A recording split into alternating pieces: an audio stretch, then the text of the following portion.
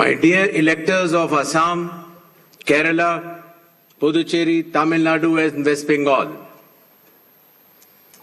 during the past few day visits, the Commission met all the recognized political for reviewing the preparedness for the ensuing assembly elections.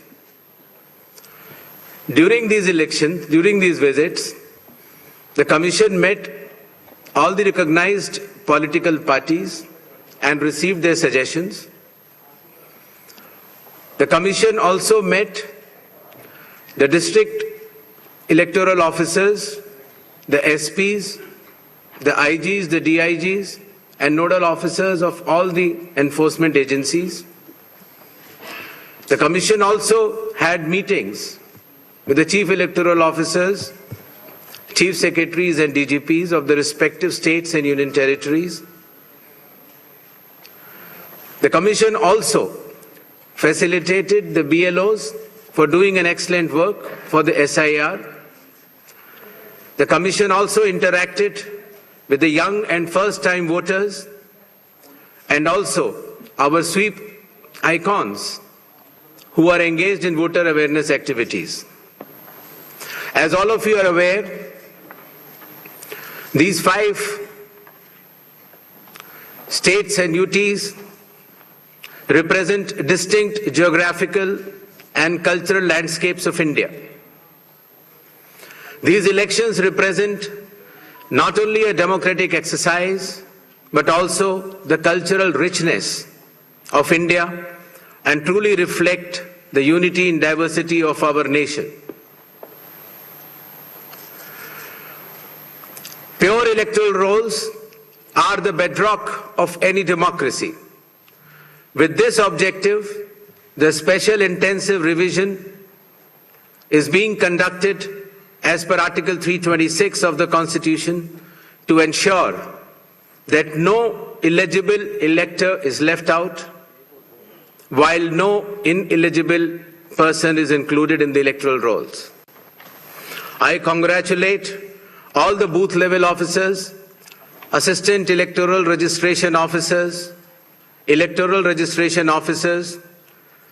election officers, and all election officials who were involved in this work for ensuring its smooth conduct and completion.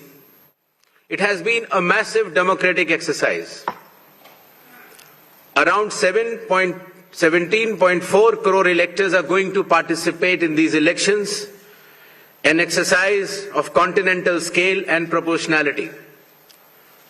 To give you a feel of numbers,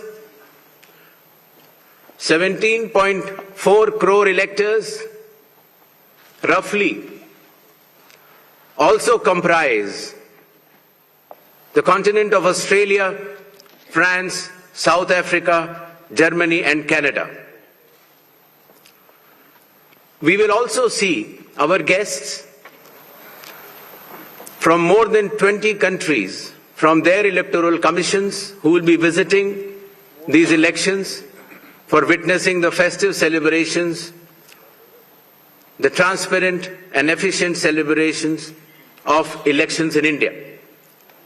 The Commission, along with lakhs of election officials and security personnel, is committed for ensuring free, fair, transparent, accessible and peaceful elections. Election Commission of India is also prepared to welcome each and every voter to their polling stations and provide them with a pleasant and comfortable voting experience. I would also like to make a special appeal to our youth and the first-time voters. My dear friends, you are about to step into one of the most important responsibilities of your life, exercising your democratic right, the right to vote. I urge you to participate enthusiastically in this great democratic exercise and cast your vote with pride, responsibility and confidence. Your vote is your choice in shaping the future of your state, and the nation. Elections in India are the festival of democracy. Chunav ka parv, hum sab ka garv.